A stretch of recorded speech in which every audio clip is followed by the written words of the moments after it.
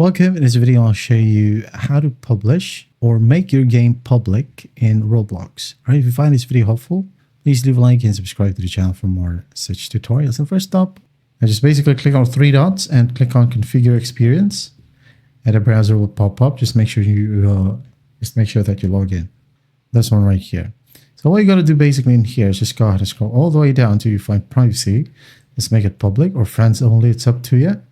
Okay. And when you got this error right here, just make sure that you have verified your ID or have made a real currency purchase since January of 2025. Okay. And by the way, you could go ahead and enable beta mode right here and some other options. So if you don't have this error, scroll all the way down, click on Save Changes, and find your game in Roblox, and it should be there. That is how you make a Roblox game public. I hope this video helps, and I'll see you in the next one.